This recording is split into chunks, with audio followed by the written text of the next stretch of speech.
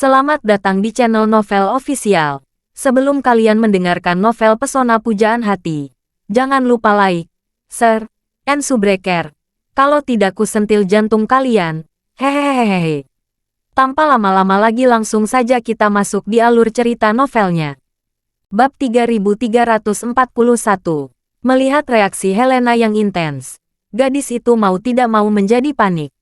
Dia segera menjelaskan, "Putri Helena, Anda salah paham." Putri Olivia merasa bahwa berdasarkan situasi aktual saat ini, keluarga kerajaan tidak bisa lagi berbesan dengan keluarga Wade.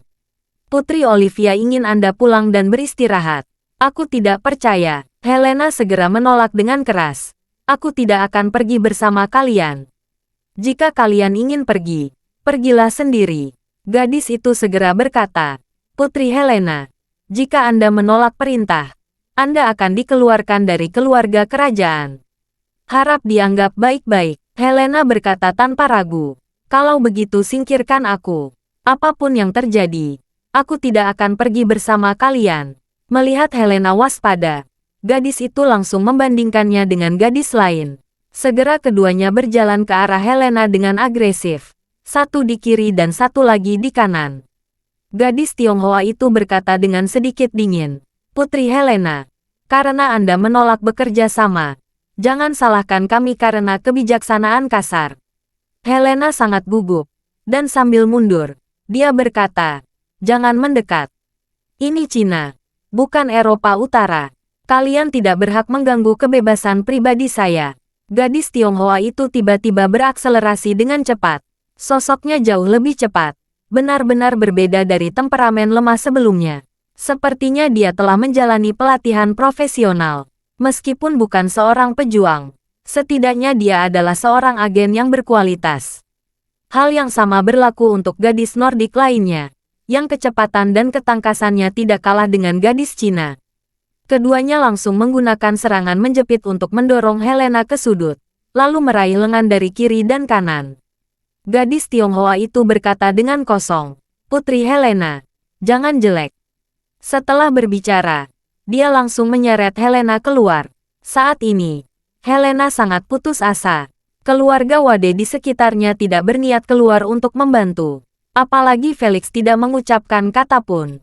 Nyatanya, keluarga Wade sudah memahami situasi.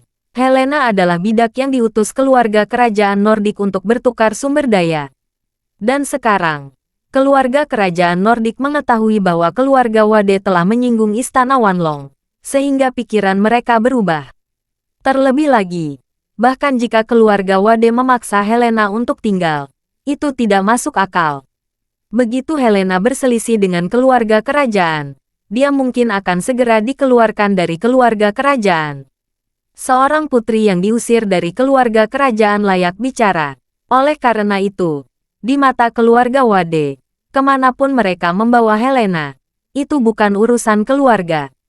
Melihat tidak ada seorang pun di keluarga Wade yang mau membantu, Helena sangat ketakutan. Jadi dia memandang Charlie dan berteriak dengan panik, "Charlie, tolong aku." Charlie tidak menyangka Helena akan meminta bantuannya. Dia memandang Helena tanpa ekspresi, dan bertanya padanya, "Aku baru bertemu denganmu kemarin. Kita bukan teman atau kerabat. Mengapa aku harus menyelamatkanmu?" Helena berseru dan berkata, "Jika kamu tidak menyelamatkanku, aku akan mati. Bahkan jika mereka tidak membunuhku, aku khawatir mereka akan memaksaku menjadi bidak catur lagi."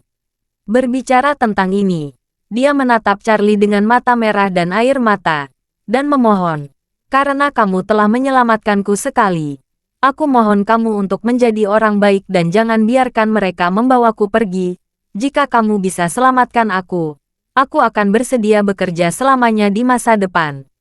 Ketika gadis Tionghoa mendengarnya, dia langsung mengancam dengan suara dingin, "Helena, Putri Olivia memintaku untuk mengingatkanmu bahwa kamu harus mempertimbangkan ibumu sebelum kamu menolak. Jika kamu tidak ikut dengan kami dan mengesampingkan kendali keluarga kerajaan, maka tunggu saja ibumu mati di hutan belantara." Ketika Helena mendengar ini, dia tercengang dan kaget bagai sambaran petir. Setelah beberapa saat, dia tampaknya telah pasrah pada takdirnya. Dia mengangguk ringan dan berkata dengan sedih, "Oke, kalian menang. Aku akan ikut dengan kalian." Gadis itu menghela nafas lega dan berkata, "Bagus jika kamu bisa berpikir jernih. Ayo cepat berangkat. Pesawat sudah menunggu." Helena menatap Charlie dan berkata dengan rasa terima kasih. "Charlie, terima kasih telah menyelamatkan jiwa apapun yang terjadi. Jaga dirimu besok." Begitu dia selesai berbicara, dia dipimpin oleh kedua wanita itu dan berjalan keluar pintu. Charlie tiba-tiba berkata saat ini, "Berhenti." Bab 3342. Wanita kedua itu jelas terkejut. Gadis Tionghoa di antara mereka bertanya, apakah Tuan Wade masih berpikir belum memiliki cukup musuh dan ingin berselisih dengan keluarga kerajaan Nordik?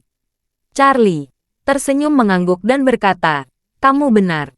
Saya adalah orang yang pada dasarnya tidak takut menyinggung orang. Semakin banyak musuh yang saya miliki, saya semakin bersemangat." Saat dia berbicara, ekspresi menjadi dingin, dan dia bertanya dengan suara dingin, "Katakan padaku, kemana Putri Olivia ingin mengirim Helena?" Gadis itu berseru, "Ini tidak ada hubungannya dengan Anda. Lebih baik Anda melepaskan kami, atau masalah ini akan menjadi insiden diplomatik."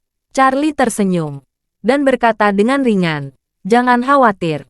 Masalah ini tidak bisa keluar dari pintu keluarga Wade. Jika kalian berdua tidak mengatakan yang sebenarnya, kalian tidak akan pernah bisa pergi. Ada begitu banyak peti mati di luar. Kalian dapat memilih satu untuk diri kalian sendiri. Saya peduli untuk membunuh dan mengubur kalian." Gadis Tionghoa itu mengertakkan gigi dan berkata, "Kamu sangat sombong setelah menyinggung istana Wanlong. Aku khawatir kamu tidak akan berumur panjang." Charlie mencibir, "Jangan khawatir. Kamu akan duluan mati sebelum aku." Begitu kata-kata itu selesai, Isaac dan Albert bergegas masuk. Melihat Charlie, Albert berseru, "Tuan Wade, saya ada di sini untuk melayani Anda." Charlie tidak menyangka Albert akan datang, dan bertanya sambil tersenyum, "Kapan kamu datang?" Albert tersenyum dan berkata dengan hormat, "Tuan Wade, saya baru saja tiba. Tuan Cameron menjemput saya di bandara. Kami berdua mengetahui bahwa pasti ada kekurangan orang di pihak Anda. Saya memberanikan diri datang dan melihat." Charlie mengangguk, menunjuk kedua wanita di samping Helena, dan berkata dengan tenang, "Kamu datang tepat waktu. Seret mereka keluar, suruh mereka masing-masing memilih peti mati, lalu bunuh mereka semua." Albert tertegun sesaat, dan langsung berkata, "Baik Tuan Wade." Setelah itu, Charlie berkata kepada kedua wanita itu, "Pergilah, jangan paksa aku menjadi kasar." Ekspresi gadis Tionghoa itu menjadi dingin, dan dia berkata dengan dingin, "Tidak semudah itu membunuhku." Setelah selesai berbicara, dia langsung mengeluarkan belati dan langsung menyerang Albert. Gadis itu terlihat seperti seorang prajurit khusus, dan dia tegas, cepat dan akurat. Bagi orang biasa, di bawah serangan mendadak seperti itu, mustahil untuk mengelak sama sekali. Tapi Albert bukanlah orang biasa. Dia telah meminum pil peremajaan Charlie. Kebugaran fisik serta kecepatan reaksinya jauh lebih kuat daripada orang biasa. Jadi, dalam sekejap, Albert berhasil meraih pergelangan tangan lawan yang memegang belati. Gadis itu tidak menyangka bahwa Albert, seorang parubaya dan lanjut usia, memiliki reaksi yang begitu cepat. Selain itu, tangan Albert sangat kuat. Setelah ditangkap olehnya, dia tidak bisa bergerak sama sekali. Tepat ketika dia terkejut, Albert langsung mengerahkan kekuatan di tangannya. Terdengar suara retakan, dan pergelangan tangan gadis itu patah sebagai balasan. "Ah, tanganku!" Gadis itu berteriak kesakitan, dan dia tidak bisa melepaskan diri sama sekali. Albert memandangnya dengan kesal, dan berkata sambil mencibir, "Kamu berani menyelinap ke arahku dengan keterampilan 3 kakimu. Mari kita lihat apakah aku akan membiarkan semua darahmu pergi." Setelah itu, dia meraung dengan suara dingin, "Ayo pergilah bersamaku. Pilih peti mati. Aku akan mengirim kalian berdua." Gadis itu menjadi pucat ketakutan. Kemudian dengan cepat menatap Charlie, menangis dan memohon, "Tuan Wade, tolong ampuni aku. Aku akan mengatakannya." Aku akan mengatakan apa saja. Bab 3343. Charlie melihat bahwa gadis itu ketakutan. Dia berkata kepada Albert, "Jangan buru-buru membunuh. Biarkan dia bicara dulu." Gadis itu berkata, "Putri Olivia meminta kami membawa Putri Helena ke St. Petersburg, Rusia." Charlie mengerutkan kening dan bertanya, "Apa yang akan kalian lakukan di St. Petersburg?" Gadis itu berkata dengan jujur, "Pergi ke St. Petersburg dan serahkan Putri Helena ke oligarki energi lokal, Aman Ramovic." Ketika Helena mendengar nama itu, ekspresinya tiba-tiba menjadi ketakutan. Aman Ramovic. Charlie mengerutkan kening dan bertanya, "Apa yang dilakukan pria ini?" Ishak di samping berkata, "Tuan, Aman Ramovic bukan lagi seorang teman. Dia ingin menjadi laki-laki. Orang ini berusia 50-an tahun ini. Dia seorang oligarki energi Rusia. Dia bernilai sekitar 100 atau 200 juta dolar AS. Charlie mengangguk dan bertanya kepada gadis Tionghoa itu, "Apa alasan Putri Olivia memberikan Helena kepada Aman Ramovic?" Gadis Tionghoa itu berkata dengan gugup, "Saya tidak tahu banyak tentang situasi ini.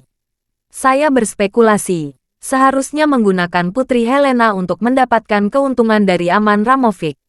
Helena berkata dengan mata merah, "Aman Ramovic memiliki latar belakang yang sederhana. Bahkan jika dia menjadi seorang oligarki, dia selalu diejek oleh kelas atas karena latar belakang yang buruk. Khususnya di Inggris, dia didiskriminasi oleh media arus utama dan kalangan bangsawan. Dan di Rusia secara keseluruhan lingkungannya tidak terlalu baik. Jadi fokus pembangunannya selalu di Eropa Barat dan Eropa Utara. Karena diskriminasi di Eropa Barat dan Eropa Utara, dia dengan sepenuh hati ingin menikahi seorang putri anggota keluarga kerajaan Eropa yang cantik, untuk membalas dendam terhadap orang-orang Eropa yang memandang rendah kebangsawanannya."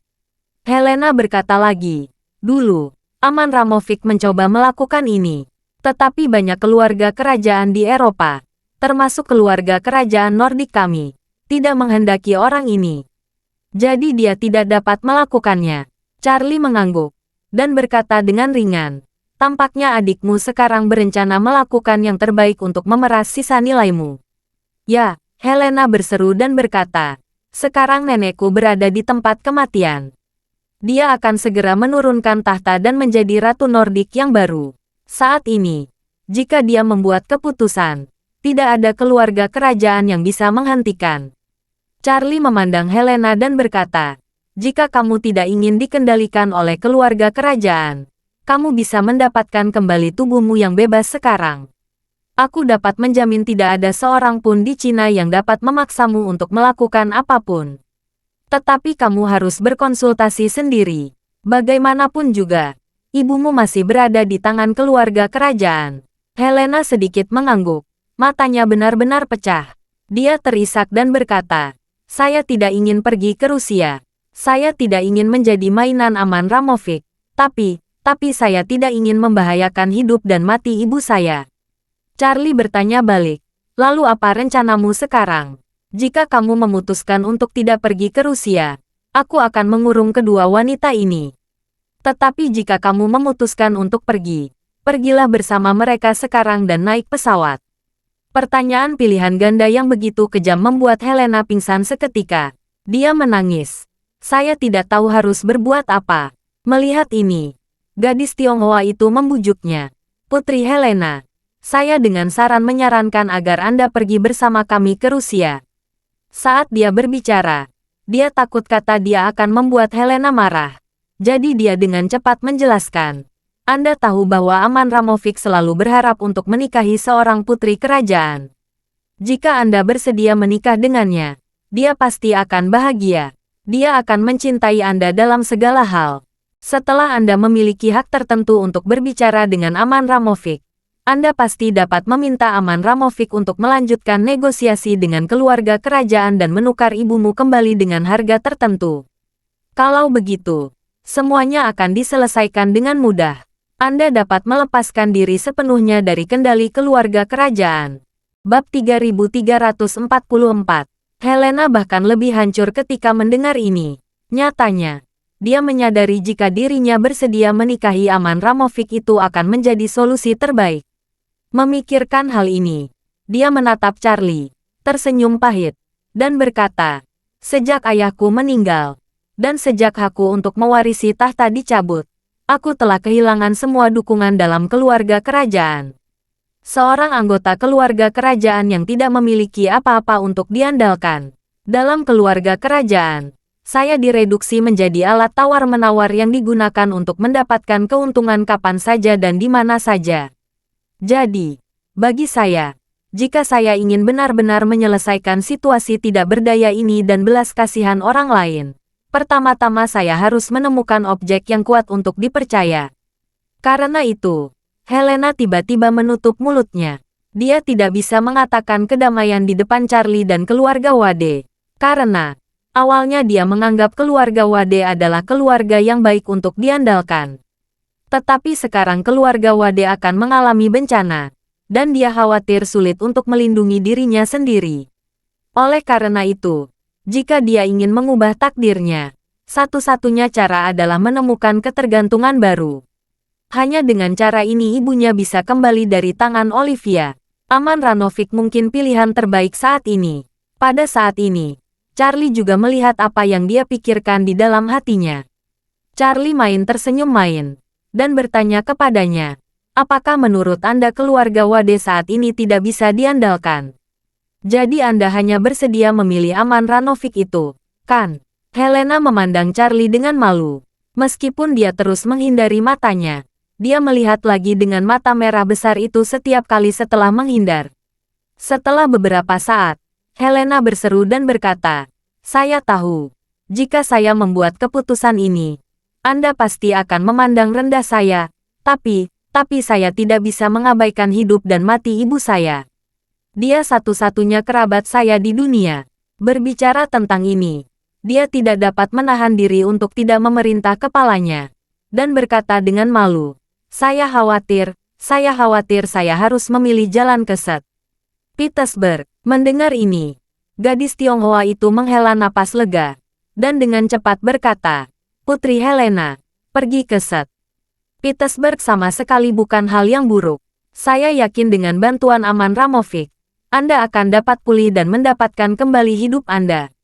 Helena tersenyum, lalu mengangkat kepalanya, menatap Charlie, dan berkata dengan rasa terima kasih, "Charlie, terima kasih, aku akan mengingat kebaikanmu padaku selamanya. Maaf, pilihanku selanjutnya mungkin membuat Anda penuh kekecewaan dengan kepribadian saya. Saya harap Anda bisa mengerti saya." Helena berbaring dalam-dalam pada Charlie. Segera, dia menoleh untuk melihat gadis Tionghoa itu, dan berkata, "Aku akan pergi padamu." Charlie tidak mengatakan apa-apa. Dia melihat air mata Helena pecah ketika dia berbalik. Dia tiba-tiba memikirkan sesuatu, dan berkata, "Berhenti." Helena memunggungi Charlie, menghentikan tubuhnya, lalu menyeka air matanya, menoleh untuk melihat Charlie, dan bertanya dengan hormat, "Tuan Wade, apakah ada hal lain yang ingin Anda katakan kepada saya?" Charlie tersenyum ringan, dan bertanya padanya, "Helena, daripada pergi ke Set. Petersburg dan menikahi seseorang yang lebih tua dari ayahmu, mengapa kamu tidak mencoba kembali ke Eropa Utara dan mendapatkan kembali hakmu untuk mewarisi tahta?" Bab 3345. Kata-kata Charlie mengejutkan semua orang, termasuk Helena. Semua orang menebak, apa yang dikatakan Charlie. Apakah ini tipikal pembicaraan kertas dan lamunan dalam seni perang? Itu terlalu kosong, bukan? Rasanya seperti satu orang bertanya kepada orang lain, berkata, "Sudah selesai. Ketua akan memecat saya. Apa yang harus saya lakukan sekarang?" Alhasil, orang ini tiba-tiba berkata, "Kamu takut bulu ayam. Kamu bisa menggantikannya sebagai ketua dan kemudian memecatnya, kan?" Kedengarannya masuk akal pada pandangan pertama, tetapi pada kenyataannya itu tidak masuk akal. Jadi saran Charlie ini konyol terlihat di mata orang lain. Tapi Helena tidak berpikir itu konyol. Mata birunya menatap Charlie, dan dia bertanya dengan gugup, "Anda, Tuan. Apakah Anda punya cara untuk mengembalikan aku mewarisi tahta?" Charlie mengangguk dan berkata, tentu saja saya punya solusi. Itu tergantung pada apakah Anda menginginkannya atau tidak, dan apakah saya ingin memberikannya kepada Anda atau tidak. Helena berkata hampir tanpa berpikir, saya ingin. Setelah berbicara selesai, dia segera berjalan beberapa langkah dengan cepat, kembali ke Charlie, berlutut di lantai, dan memohon, Tuan Wade, jika Anda dapat membantu saya mendapatkan kembali tahta, saya akan mengorbankan segalanya untuk membalas kebaikan Anda. Bahkan jika itu mengalahkan kepentingan keluarga kerajaan, saya sama sekali tidak ragu-ragu. Untuk Helena, dia sekarang dipojok oleh Olivia. Dalam situasi ini, dia sendirian dan tidak berdaya. Dia hanya punya satu pilihan, yaitu melepaskan semua perlawanan dan mematuhi pengaturan Olivia. Sedangkan serangan balik, itu adalah harapan luar biasa yang bahkan tidak bisa dia bayangkan. Tapi sekarang, Charlie diberi kesempatan untuk melawan. Jika dia bisa mendapatkan kembali haknya untuk mewarisi tahta, maka semua kepasifan dan penderitaan yang dia dan ibunya derita akan hilang secepatnya. Ini cukup untuk Helena. Akan lebih sempurna lagi jika dia bisa duduk di singgasana dan membuat Olivia membayar harganya. Mengenai kepentingan keluarga kerajaan di masa depan, itu bukan apa-apa dia. Jika Charlie memiliki kebutuhan, dia bahkan bersedia menyumbangkan semua kepentingan keluarga kerajaan. Selain itu, dia sangat membenci Olivia sekarang. Dia bersedia menyetujui semua persyaratan hanya untuk balas dendam. Melihat Helena begitu optimis, Charlie mengangguk dengan ekspresi sedikit puas. Tentu saja dia bisa membantu Helena mendapatkan kembali tahtanya. Tapi dia tidak akan melakukan hal baik itu dengan sia-sia. Kecuali Helena dapat memenuhi kebutuhan masa depannya untuk keluarga kerajaan Nordik dengan baik setelah merebut kembali tahta. Meskipun keluarga kerajaan Nordik memiliki banyak uang, status aristokrat mereka juga merupakan mata uang keras di Eropa. Setelah menjadi kepala keluarga Wade, dia juga akan membawa keluarga Wade ke dunia Eropa yang merupakan wilayah bisnis yang sangat diperlukan.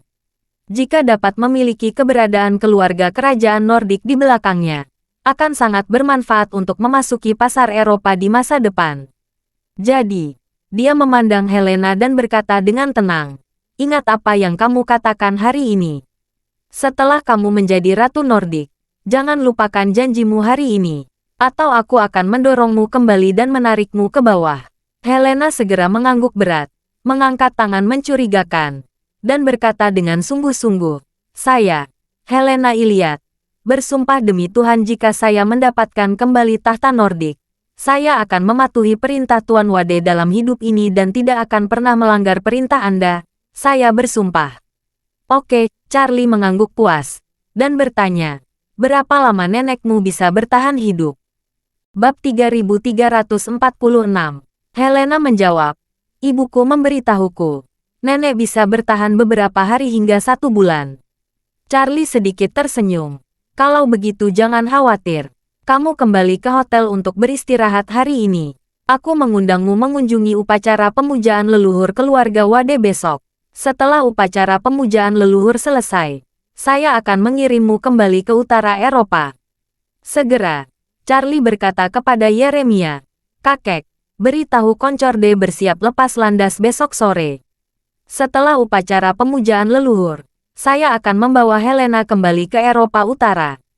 Keputusan Charlie mengejutkan Yeremia, yang sangat melindungi Charlie hari ini dan bahkan memberi wewenang kepada Charlie untuk bertanggung jawab atas semua urusan keluarga Wade untuk sementara. Kirim Helena kembali ke Eropa Utara saat ini. Bukankah ini menanyakan masalah? Dia tidak bisa menahan fitnah di dalam hatinya. Apa yang Charlie coba lakukan? Masalah keluarga ini belum terselesaikan. Mengapa dia masih memikirkan keluarga kerajaan Nordik? Mungkinkah dia benar-benar ingin pergi ke Eropa Utara untuk membantu Helena dan mengambil kembali hak untuk mewarisi tahta? Anggota keluarga Wade lainnya juga terkejut. Apa-apaan ini? Mereka bahkan tidak tahu apakah mereka akan hidup atau mati besok. Dan Charlie masih membual tentang urusan Eropa Utara. Yeremia terbatuk 2 kali karena malu, dan bertanya kepada Charlie, Charlie, saya tidak tahu apakah masalah Gunung Winteri dapat diselesaikan dengan lancar besok. Jika kamu menyinggung keluarga kerajaan Nordik karena masalah Helena, itu tidak akan sebanding dengan kerugiannya. Charlie berkata dengan tenang. Jangan khawatir, ikuti saja instruksiku.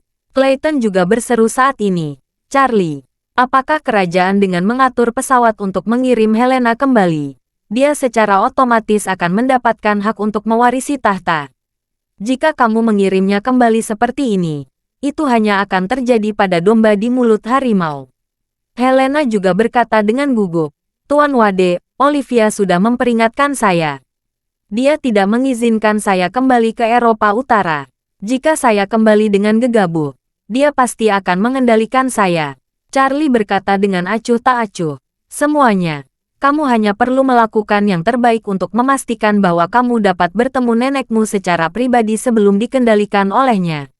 Jika kamu bahkan tidak dapat melakukan ini, maka aku tidak akan menyukainya. Kamu bisa pergi, Helena berkata dengan sedikit keraguan. Seharusnya tidak menjadi masalah besar untuk bisa menemui nenek.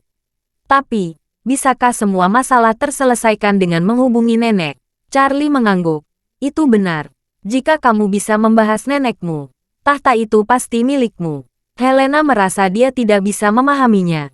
Tetapi mendengar kata-kata Charlie begitu meyakinkan, dia menjadi agak yakin. Jadi, dia mencemoohkan giginya dan berkata dengan tegas, "Oke, Tuan Wade. Saya akan mengikuti perintah Anda." Charlie melihat ke waktu, dan berkata kepada Albert dan Isaac, "Kalian berdua, urus kedua gadis itu terlebih dahulu." Albert berseru, "Tuan Wade, jangan khawatir. Serahkan semuanya padaku." Charlie mengangguk, dan berkata kepada Stephen, "Tuan Thompson, tolong antar aku pulang. Dan bawa Helena kembali ke hotel." "Oke," Stephen mengangguk, dan berkata, "Tuan, tunggu sebentar. Saya siapkan mobil." Yeremia tidak bisa menahan Charlie. Jadi dia berkata, "Semuanya, ikut aku mengantar Charlie keluar." Ketika lelaki tua itu berbicara, keluarga Wade tidak berani melanggarnya. Mereka mengikuti di belakangnya dan mengantar Charlie dan Helena ke gerbang. Stephen memarkir mobil di depan pintu, mengambil inisiatif untuk membuka pintu, dan berkata kepada Charlie, "Tuan, silakan masuk." Charlie meminta Helena untuk masuk ke mobil terlebih dahulu. Lalu dia juga masuk dan duduk di dalam mobil. Yeremia melangkah maju, meraih tangan Charlie, dan bertanya dengan suara rendah, "Charlie, katakan yang sebenarnya kepada kakek. Mungkinkah kamu yakin tentang apa yang akan terjadi besok?" Charlie sedikit tersenyum, dan berkata dengan ringan, "Setengah." "Setengah." Yeremia tampak sedikit kecewa, tetapi dia memaksakan senyum dan berkata, "Setengah tidak buruk." "Ya," Charlie mengangguk, dan berkata, "Aku tidak punya hal lain untuk dilakukan. Aku akan pergi dulu." "Oke," Yeremia berkata, "hati-hati di jalan. Sampai jumpa di Gunung Winteri besok pagi." "Bagus, sampai bertemu besok." Bab 3347. Semua orang di keluarga Wade terlihat murung saat Charlie memasuki mobil, dan bahkan Yeremia pun merasa tidak nyaman. Tapi Charlie, yang sudah duduk di dalam mobil, memiliki ekspresi tenang. Dia sama sekali tidak khawatir tentang urusan besok. Sebaliknya, dia sedikit bersemangat, bahkan sedikit tidak sabar. Karena, jika dia ingin naik ke puncak keluarga Wade, dia hanya memilih lagi dari langkah terakhir. Dan langkah terakhir ini adalah Porter. Stephen mengantar Helena ke Shangri-La terlebih dahulu. Mobil berhenti di gerbang Shangri-La. Dan Charlie berkata, "Helena, istirahatlah dengan baik. Besok pukul 6 pagi, aku akan meminta Tuan Thompson mengatur mobil untuk menjemputmu." "Oke," Helena mengangguk ringan, dan berkata, "Tuan Wade, Anda juga harus istirahat dengan baik malam ini. Anda memiliki hal-hal penting yang harus dilakukan besok." Charlie sedikit tersenyum, dan berkata, "Jadi, jika Anda membutuhkan sesuatu, hubungi Tuan Thompson." "Oke, Tuan Wade." Helena mengangguk dengan hormat, dan berkata, "Jika ada hal lain yang harus Anda lakukan, saya akan keluar dari mobil terlebih dahulu." "Baik." Melihat Helena turun dari mobil dan memasuki hotel, Charlie berkata kepada Stephen, "Pelayan Thompson, ayo pergi." "Baik Tuan Muda." Stephen mengendarai mobil keluar dari hotel dan bertanya kepada Charlie dengan hormat, "Tuan muda, seberapa yakin Anda tentang masalah besok?" Charlie berkata dengan tenang, "Nilai penuh." Stephen sedikit terkejut, sedikit heran, tetapi segera kembali normal. Dia bertanya dengan bingung, "Lalu mengapa Anda memberitahu Tuan? Anda baru setengah yakin." Charlie tersenyum dan berkata, "Aku tidak ingin membiarkan dia tidur terlalu nyenyak malam ini. Aku juga tidak ingin membiarkan anggota keluarga Wade lainnya tidur terlalu nyenyak." Berbicara tentang ini, Charlie muncul perlahan dan berkata, "Aku harus membuat mereka merasa tidak nyaman dan tidak bisa tidur. Biarkan mereka menghabiskan malam terpanjang, tergelap, dan paling tak terlupakan dalam hidup mereka. Hanya dengan cara ini, saat aku berkemah di Istana Wanlong besok, mereka akan benar-benar tahu bagaimana rasanya selamat dari malapetaka." Stephen terkejut ketika mendengar ini. Dia tidak bisa menahan senyum dan berkata, "Kalau begitu sepertinya aku bisa tidur nyenyak malam ini." Sudut mulut Charlie naik sedikit, dan dia berkata sambil tersenyum, "Tidur nyenyaklah. Jangan sampai anggota keluarga Wade lainnya tahu." Stephen mau tidak mau bertanya lagi, "Tuan muda, apakah Anda serius tentang Helena yang akan merebut kembali tahta?" "Ya," Charlie mengangguk dan berkata, "membantunya mendapatkan kembali tahta terlalu sederhana. Paling-paling, hanya memerlukan setengah pil peremajaan. Sudah cukup membuat neneknya dengan rela menyerahkan tahta kepadanya." Saat dia mengatakan itu, Charlie berkata dengan emosi, "Untuk seorang wanita tua yang hampir mati sekali, begitu dia bisa hidup kembali, Olivia dan yang lainnya adalah awan yang mengambang. Tidak ada yang membuat mereka lebih gila daripada bisa membuka mata dan melihat dunia lagi." Stephen mengenal Charlie lebih baik daripada semua orang di keluarga Wade. Dia telah mendengar tentang hal-hal seperti pil peremajaan. Mendengar solusi Charlie, dia merasa lega. Tetapi dia tidak bisa berkata, "Tuan, pil peremajaan sangat berharga. Anda dan Helena tidak berhubungan. Mengapa Anda membantu?" Charlie melihat keluar jendela dan berkata dengan tenang, "Bisnis domestik keluarga Wade hampir mencapai puncaknya. Langkah selanjutnya adalah berkembang di luar negeri. Grup pelayaran laut saya yang bekerja sama dengan Sophie juga membutuhkan sumber daya dan hubungan di Eropa. Jika Helena mewarisi tahta, akan lebih mudah bagi kami memasuki Eropa." Charlie melanjutkan, "Dan kamu juga tahu, ada banyak negara dengan monarki konstitusional di Eropa. Keluarga kerajaan yang telah kehilangan kekuasaan ini suka berpelukan untuk tetap hangat dan menemukan rasa kehadiran. Dengan bantuan Helena, kita dapat dengan cepat bekerja sama dengan negara-negara Eropa. Kita bisa menjalin hubungan kerjasama yang baik. Pembangunan di masa depan juga akan mendapatkan hasil 2 kali lipat dengan setengah usaha." Bab 3348. Stephen segera mengangguk dan berkata, "Tuan muda memiliki pemikiran yang jauh ke depan. Keluarga Wade pasti akan berkembang di tangan Anda." Charlie tersenyum dengan tenang dan bertanya kepadanya ketika dia memikirkan sesuatu. "Ngomong-ngomong, Tuan Thompson, ayah Porter itu, Leonardo, dia pasti menjadi anggota aliansi anti-Wade saat itu, kan?" "Ini tidak setuju menjadi anggota," Stephen menjawab.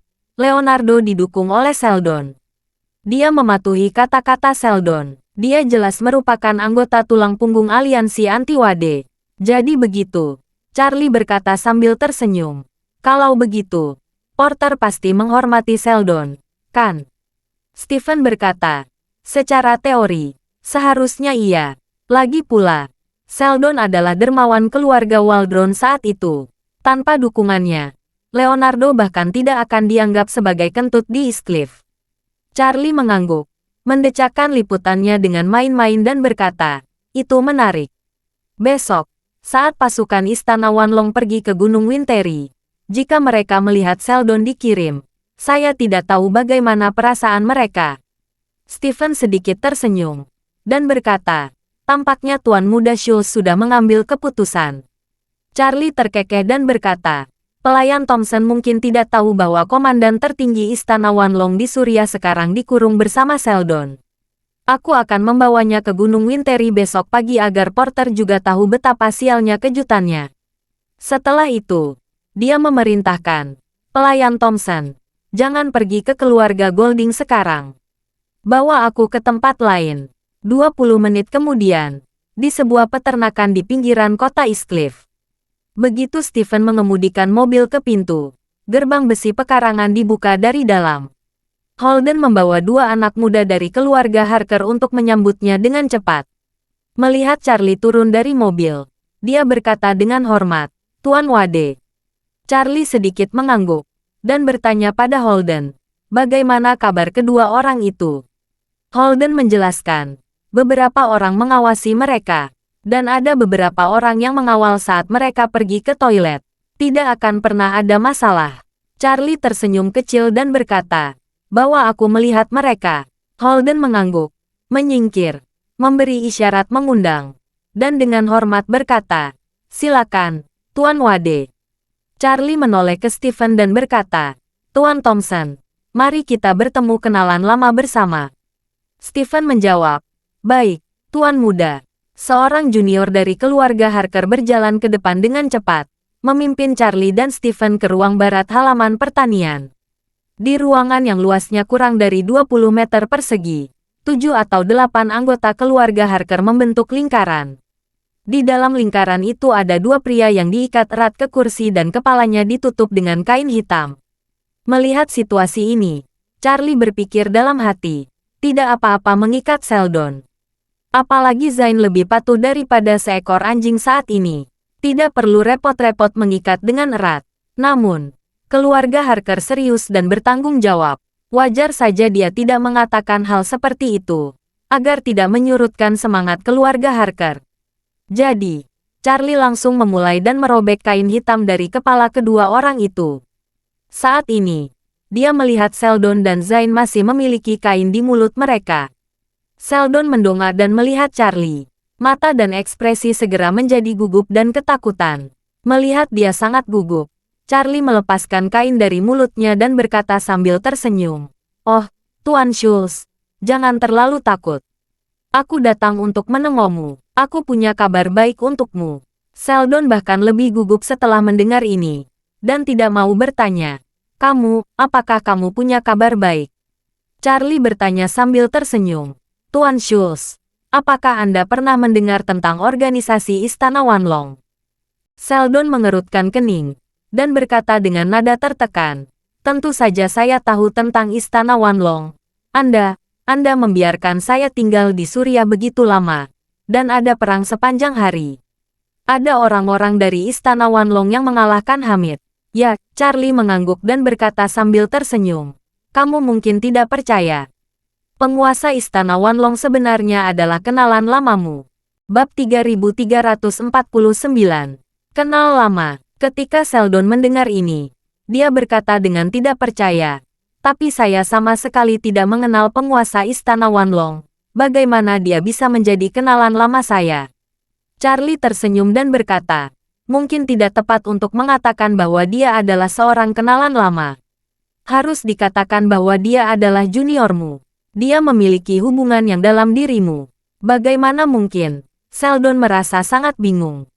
Charlie takut dengan sengaja menemukan tuduhan yang tidak berdasar untuk menyiksa dirinya. Dia berkata, "Tuan Wade, saya tidak tahu apa-apa tentang penguasa Istana Wanlong. Apakah ada kesalahpahaman di sini?" Charlie menggelengkan kepalanya dan bertanya kepadanya, "Apakah Leonardo salah satu bawahanmu saat itu?" Sheldon tidak pernah menyangka Charlie akan bertanya tentang Leonardo, yang telah meninggal 20 tahun lalu. Dia menjawab, "Ya, tapi Leonardo telah mati 20 tahun yang lalu. Apa yang diatur dengan Istana Wanlong?" Charlie sambil menjawab sambil tersenyum, "Penguasa Istana Wanlong adalah putra Leonardo. Namanya Porter Waldron. Kamu pasti ingat." "Apa?" Sheldon berpura-pura seperti tersambar petir. "Porter, dia menjadi penguasa Istana Wanlong." "Ya," Charlie bertanya kepadanya sambil tersenyum. "Bagaimana mendengar berita ini? Apakah Anda merasa terkejut dan bersemangat? Apakah saat ini Anda merasakan kehidupan yang suram menjadi penuh dengan kecemerlangan?" Sheldon melihat mata Charlie sedikit lucu, dan dia tidak bisa menahan perasaan sedikit panik. Mendengar bahwa Porter adalah penguasa Istana Wanlong yang terkenal, dia sangat bersemangat di lubuk hatinya. Karena pemikiran pertamanya adalah, sekarang dia mendapat dukungan dari Istana Wanlong yang perkasa. Dia mungkin bisa mendapatkan kembali kebebasannya di tikungan. Namun, melihat ekspresi Charlie tanpa rasa takut sama sekali, dia tidak bisa menahan perasaan gendang di hatinya. Dia berpikir, mengapa Charlie tersenyum begitu aneh? Apakah dia sama sekali tidak takut di Istana Wanlong? Memikirkan hal ini, dia tiba-tiba melihat ke arah Zain di sekitarnya, dan segera mendapatkan penjelasannya. Bagaimana mungkin Charlie takut dengan Istana Wanlong? Istana Wanlong baru saja kehilangan seorang raja perang dan lebih dari 16.000 tentara bayaran. Zain begitu kuat, di depan Charlie dia bahkan tidak memiliki sedikit pun kemampuan untuk menangkis. Dengan kekuatan Charlie, bagaimana dia bisa menempatkan Istana Wanlong di matanya? Begitu dia memikirkan hal ini, Sheldon menjadi sangat tertekan dalam sekejap. Tampak cahaya harapan baru saja menyala, lalu padam dalam sekejap. Charlie terus berkata saat ini, kamu dan Porter belum pernah bertemu selama 20 tahun, kan? Ya, Sheldon mengangguk dan berkata, setelah ibuku bunuh diri pada tahun itu, aku selalu ingin membawanya pulang untuk diterima. Aku tidak menyangka dia sudah dibawa ke luar negeri. Aku tidak pernah muncul setelah itu. Charlie sedikit tersenyum, dan berkata sambil bercanda, kalau begitu aku akan membiarkan kalian berdua, paman dan keponakan, yang telah berpisah selama 20 tahun bisa bertemu besok. Untuk mengejar ketinggalan di masa lalu. Ketika Sheldon mendengar ini, dia bertanya dengan gugup, Porter, apakah dia sudah datang ke China? Charlie mengangguk dan tersenyum, dan berkata, dia bukan hanya datang ke Tiongkok, dia juga memiliki masa depan yang menjanjikan. Hari ini, dia mengirim lebih dari 100 peti mati ke keluarga Wade, dan mengatakan bahwa keluarga Wade harus mengenakan kain kabung pada pukul 8 besok pagi untuk menyambut peti mati orang tuanya. Dia ingin peti mati orang tuanya dipindahkan ke Gunung Winteri. Jika tidak, keluarga Wade akan dia musnahkan. Saat dia mengatakan itu, Charlie memikirkan sesuatu, dan berkata lagi, oh, ngomong-ngomong, dia bahkan meminta peti mati orang tuaku dan setengah dari aset keluarga Wade. Apakah perjanjiannya sangat menjanjikan? Setelah Sheldon mendengarnya, dia merasakan otaknya berdengung. Dia tidak tahu kenapa. Melihat penampilan Charlie saat ini, dia sudah memutuskan dalam hatinya bahwa Porter akan dikalahkan besok. Jadi, dia tanpa sadar berkata, Tuan Wade, mengalahkan Istana Wanlong, Porter dia, itu pasti karena kematian orang tua tahun itu. Jadi dia memiliki dendam terhadap keluarga Wade. Dia ingin membalas dendam orang tuanya. Charlie mengangkat alisnya, dan bertanya sambil tersenyum, apa? Kamu tidak terlalu menyukainya? Bab 3350. Sheldon tertawa getir saat mendengar pertanyaan Charlie. Dan dia berkata, saya tahu keahlian Tuan Wade. Setelah itu, dia melihat ke arah Zain di dekatnya, dan berkata dengan senyum masam, bukankah dia salah satu dari 4 raja perang Istana Wanlong? Kekuatannya nomor 2 di bawah Porter, tapi di depan Tuan Wade, dia tidak bisa bertahan dari pertemuan tatap muka. Jadi seperti Porter hanyalah lengan belalang di depanmu, Tuan Wade. Charlie sedikit tersenyum, memandang Zain di samping, dan bertanya kepadanya, Zain, seberapa kuat tuanmu? Zain berkata dengan hormat, Tuan kami adalah prajurit bintang 8. Kekuatannya jauh lebih tinggi daripada aku. Charlie mengangguk, dan bertanya lagi, lalu, siapa yang lebih kuat di antara kita berdua? Zain berkata tanpa ragu, kamu lebih kuat, meskipun kekuatanku tidak sebaik Porter. Setidaknya aku masih bisa bersaing dengannya secara langsung selama puluhan putaran. Tapi aku di depanmu, aku tidak bisa menang. Untuk waktu yang lama, kesadaran Zain terhalang oleh Charlie. Apa yang dia lakukan dan katakan, sebagian besar dia katakan dengan tidak tulus. Tapi kali ini, kesadarannya sendiri dan tubuhnya sangat konsisten. Meskipun dia tidak tahu kekuatan apa yang digunakan Charlie, dia bisa langsung menyegel kesadarannya sepenuhnya. Dia mengetahui metode yang Charlie gunakan lebih dari satu bidang lebih tinggi dari seni bela diri. Celah ini seperti celah antara senjata tradisional dan senjata api yang tidak bisa diatasi. Setelah mendengar apa yang dikatakan Zain, Charlie mengangguk dan tersenyum. Lalu berkata, tidak mudah bagi seniman bela diri bintang 8 untuk mencapai tingkat inovatif ini. Porter pasti menderita dalam 20 tahun terakhir untuk mencapai tingkat ini, bukan? Zain mengangguk dan berkata, Tuan kamu seorang jenius seni bela diri yang langka di dunia. Dia dibimbing oleh seorang patriark di belakangnya. Titik awalnya jauh lebih tinggi daripada kebanyakan orang seni bela diri. Dan Tuan kami ingin membalas dendamnya. Untuk tujuan ini, dia berlatih 39 hari di musim dingin dan 3 hari di musim panas. Berlatih 18 jam dalam sehari. Itu dilakukannya selama 20 tahun. Hanya dengan demikian dia dapat memiliki kekuatan yang dia miliki hari ini. Charlie tersenyum ringan dan berkata, dia menderita penderitaan selama 20 tahun. Dan pada akhirnya dia hanya datang untuk mati dengan peti mati orang tuanya di bahunya. Memikirkannya seperti ini, nasibnya benar-benar membosankan. Setelah itu, dia memandang Sheldon dan berkata sambil tersenyum, Tuan Schultz, istirahatlah dengan baik malam ini. Kamu harus bangun pagi besok untuk bertemu keponakanmu. Saya tidak akan terlalu mengganggu Anda. Sheldon menggigil. Segera, Charlie memandang Holden dan memberi perintah. Tuan Harker, bawa mereka ke Gunung Winteri sebelum pukul 7 besok pagi. Saya akan menunggu di sana. Holden segera menangkupkannya dan berkata dengan hormat. Tuan Wade, yakinlah bahwa besok pagi, saya secara pribadi akan membawa keduanya ke Gunung Winteri. Charlie mengangguk dan berkata dengan sedikit senyum. Kalian semua telah bekerja keras. Setelah besok, saya akan memberikan hadiah yang luar biasa. Sheldon berkata dengan panik. Tuan Wade, Porter tidak tahu wajah asli Anda. Tolong biarkan dia pergi karena dia hanya ingin membalas dendam orang tuanya. Beri dia jalan keluar. Charlie mencibir. Tuan Schultz, jika Anda melakukan kesalahan, Anda harus menanggung akibatnya.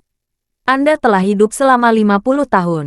Tidakkah Anda memahami kebenaran ini? Saat dia mengatakan itu, Charlie berkata lagi, jika Anda tidak memimpin dalam membangun aliansi anti-Wade saat itu, Anda akan yakin bahwa istri dan anak-anak akan bahagia sekarang. Dan Anda tidak akan saya tahan di sini sekarang. Sheldon berkata dengan gugup, Tuan Wade, bukan itu yang saya maksud, saya hanya berpikir bahwa hidup Porter tidak mudah. Dia ingin membalaskan dendam orang tua, dan itu bisa dimengerti. Titik, Charlie berkata dengan dingin. Kedua orang tua meninggal karena bunuh diri. Balas dendam apa yang dia miliki? Selain itu, dia ingin membalas dendam orang tuanya. Jadi dia ingin mengambil kuburan orang tuaku. Apa alasannya? Saya akan injak kepalanya dan tanyakan padanya, siapa yang mengajarinya. Lalu aku akan membunuhnya. Sheldon ketakutan dan ingin mengatakan sesuatu. Tetapi ketika kata-kata itu akan keluar dari bibirnya, dia dengan cepat menelannya kembali. Dia tahu Porter memprovokasi Charlie terlalu berlebihan kali ini. Bahkan jika anak itu datang langsung untuk menemukan keluarga Wade, dan saling berhadapan secara langsung, atau mengadakan kontes, itu dapat dimengerti. Mengapa dia berbicara dan ingin mengambil kuburan Curtis dan istrinya? Jika ini bukan mencari kematian, apa itu? Charlie berkata dengan ringan saat ini. Tuan Schultz, sebaiknya Anda berdoa sekarang, agar keluarga Schultz tidak berpartisipasi dalam masalah ini. Tidak peduli siapa yang terlibat, saya, Charlie, tidak akan menahan diri. Terima kasih sudah mendengarkan cerita novel Pesona Pujaan Hati. Sampai jumpa di novel selanjutnya.